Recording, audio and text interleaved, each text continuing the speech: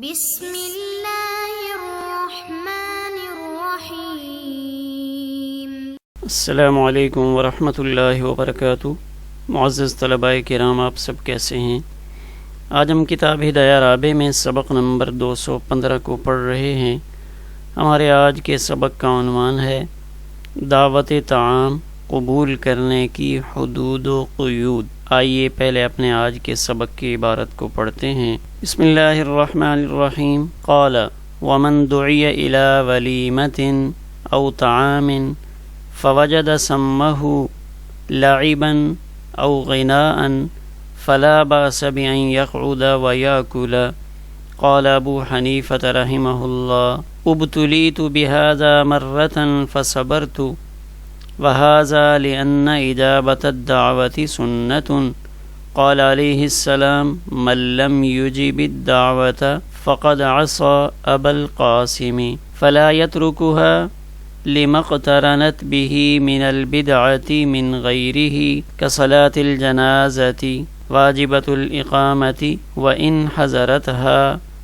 نياحة فإن قدر على المنع منعهم وإن لم يقدر يصبر،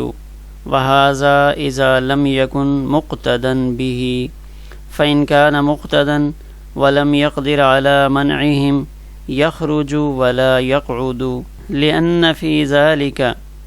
شين الدين وفتح باب المعصية على المسلمين۔ والمحكي عن أبي حنيفة رحمه الله في الكتاب كان قبل أن يسير مقتدا به، ولو كان ذلك على المائدة لا ينبغي أن يقعد، وإن لم يكن مقتدا به لقوله تعالى فلا تقعد بعد الذكرى مع القوم الظالمين۔ وهذا كله بعد الحضور، ولو علم قبل الحضور لا يحضر، لأنه لم يلزمه حق الدعوة بخلاف ما إذا هجم عليه لأنه قد لزمه۔ ودلت المسألة على أن الملاهي كلها حرام حتى التغني بضرب القضيب، وكذا قول أبي حنيفة رحمه الله ابتليت لأن الابتلاء بالمحرم يكون۔ آئیے اب ہم اپنے سبق کی عبارت کا ترجمہ کرتے ہیں۔ امام محمد رحمہ اللہ فرماتے ہیں کہ جس شخص کو ولیمہ یا کسی کھانے کی دعوت دی گئی، وہاں اسے لہو و لعب یا گانا بجانا نظر آیا، فلا باس، تو وہاں بیٹھ کر کھانے میں کوئی حرج نہیں۔ امام ابو حنیفہ رحمہ اللہ فرماتے ہیں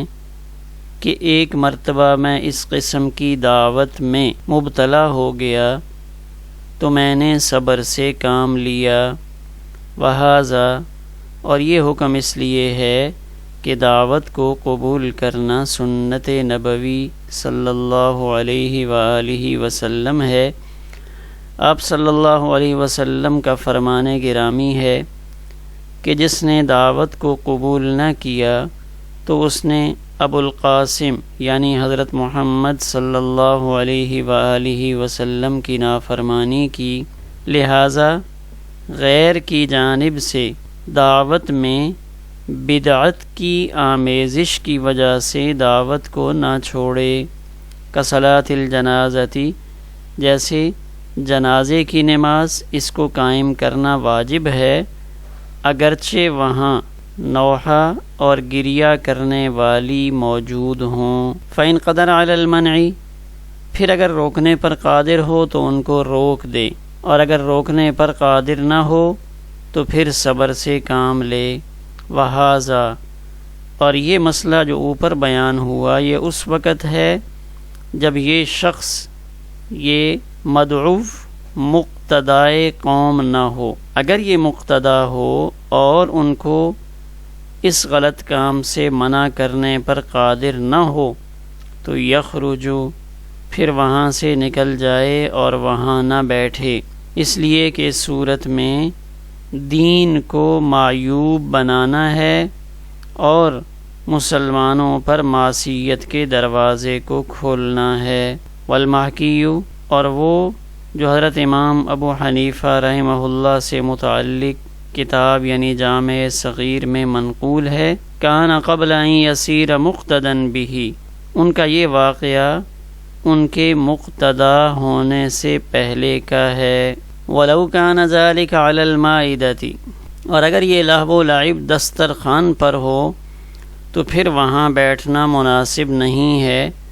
اگرچہ وہ مقتدا نہ ہو، لقولہ تعالی، اس لیے کہ اللہ تعالیٰ کا فرمان ہے، فلا تقعد بعد الذکری مع القوم الظالمین، کہ یاد آنے کے بعد ظالم قوم کے ساتھ نہ بیٹھو۔ وہذا کلہ بعد الحضور، اور یہ تمام تفصیل اس وقت ہے جب بندہ وہاں پہنچ جائے۔ ولو علم قبل الحضور، اور اگر اس مدعو کو وہاں جانے سے پہلے ہی ان چیزوں کا علم ہو جائے، لا یحضر، تو پھر یہ ایسی مجلس میں حاضر نہ ہو، اس لیے کہ دعوت کا حق اس کو لازم ہی نہیں ہے، بخلاف صورت کے کہ جب یہ لہو و لعب اچانک اس پر آ گیا ہو، لأنہ قد لزمہ، اس لیے کہ اب وہ لہو و لعب اس پر لازم ہے، ولم یلتزمہ، اس نے خود اپنے اوپر اس کا التزام نہیں کیا، ودلت المسألۃ، بخلاف صورت کے جب اچانک اسے لہو و لعب کا سامنا کرنا پڑ جائے، اس لیے کہ حق دعوت تو اس پر لازم ہو چکا ہے، ودلت المسألۃ، اور یہ مسئلہ اس بات پر بھی دلالت کرتا ہے کہ ہر طرح کے لہو و لعب کے آلات ان کا استعمال کرنا حرام ہے، حتی التغنی بضرب القضیب، یہاں تک کہ بانسری بجا کر گانا بھی حرام ہے۔ وکذا، اسی طرح امام ابو حنیفہ رحمہ اللہ کا یہ فرمانا، ابتلیت، کہ میں مبتلا کر دیا گیا تھا، کیونکہ حرام ہی کے ساتھ ابتلا کا اطلاق ہوتا ہے، یعنی مبتلا ہونا کسی اچھے کام میں نہیں ہوتا، اس لیے کہ ابتلا وہ حرام میں ہی ہوتا ہے۔ آئیے اب ہم اپنے سبق کی تشریح کی جانب بڑھتے ہیں۔ امام محمد رحمہ اللہ فرماتے ہیں کہ کسی شخص کو ولیمہ کی دعوت دی گئی یا کھانے کی کسی اور عنوان کی دعوت دی گئی، تو اب جس وقت یہ شخص وہاں پہنچتا ہے، وہاں جا کر اس کو یہ معلوم ہوتا ہے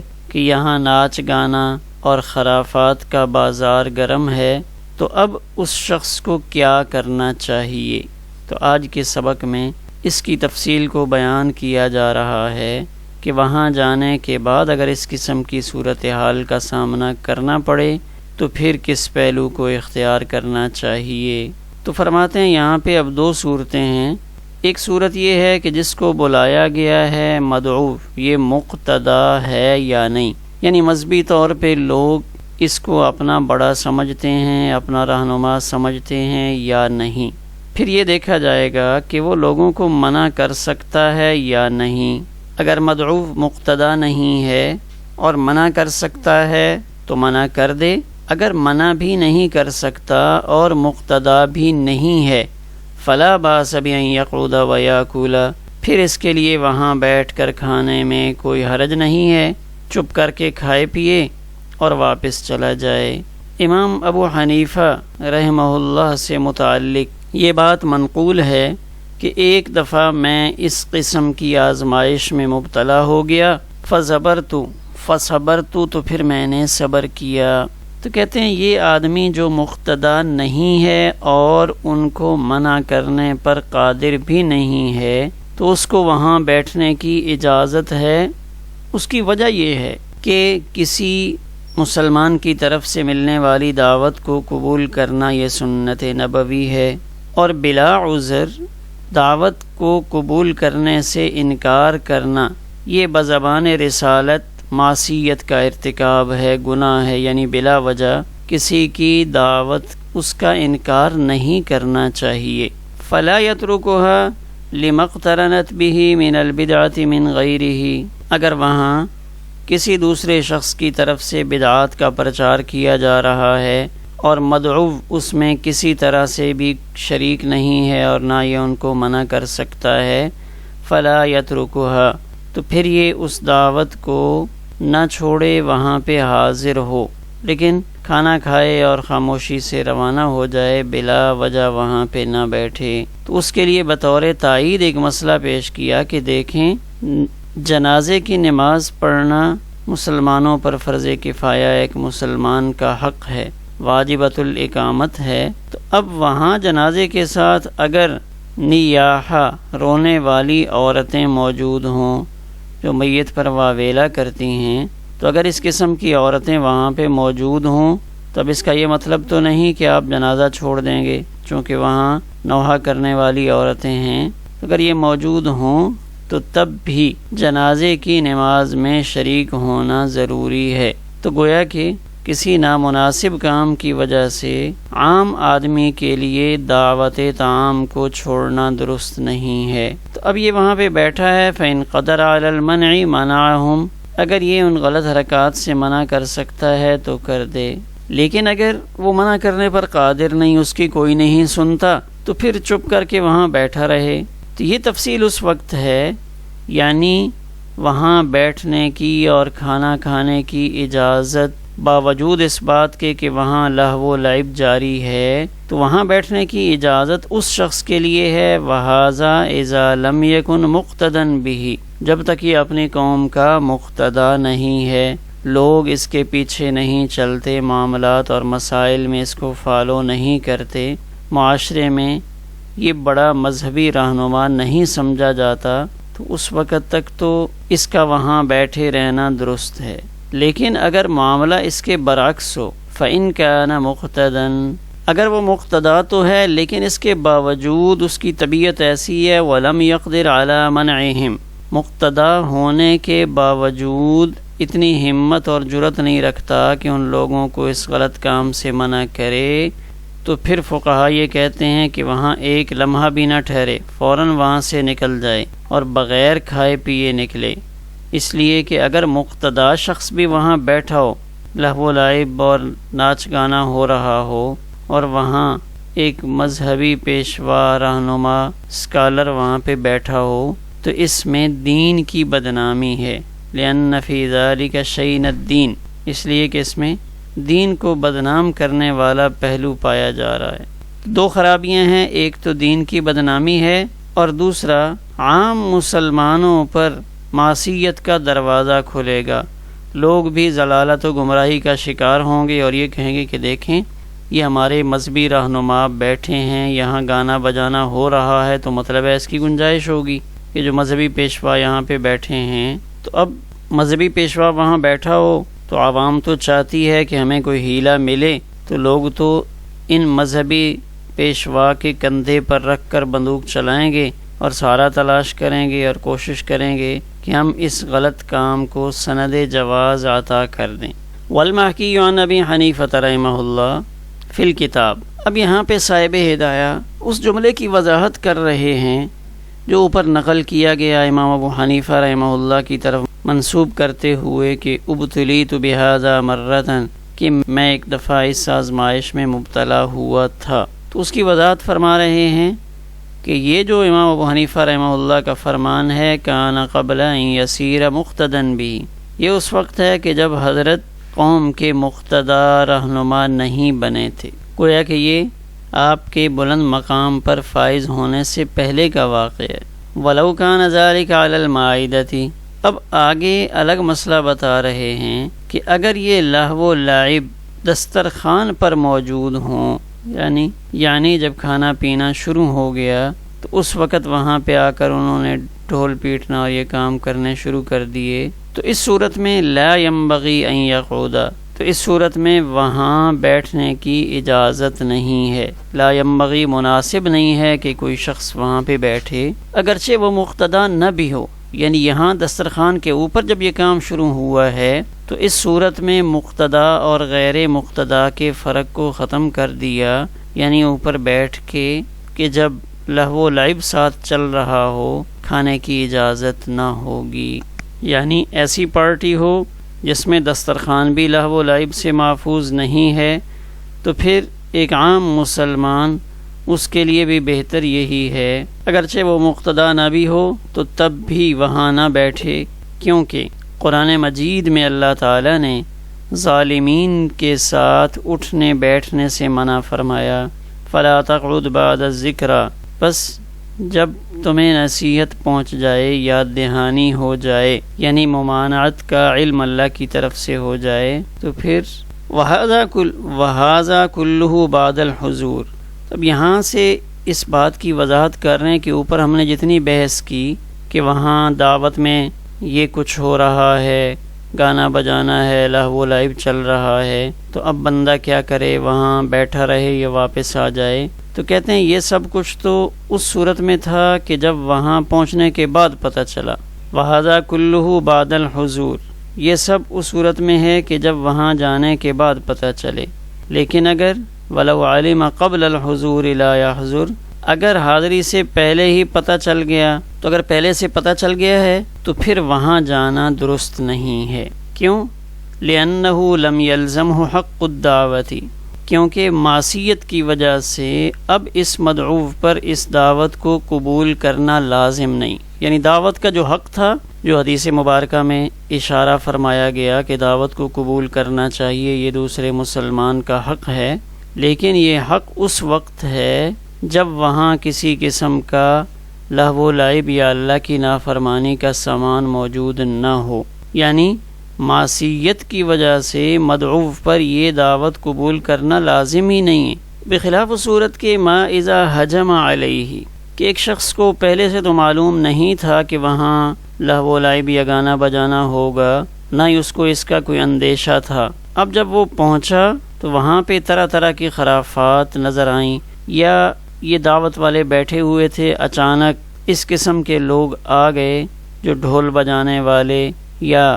موسیقی کے آلات چلانے والے تھے، وہ اچانک سے وہاں پہ آ گئے۔ تو اب لِأَنَّهُ قَدْ لَزِمَهُ، چونکہ دعوت اس پر لازم ہو چکی ہے، کیونکہ جب یہ وہاں پہ حاضر ہو گیا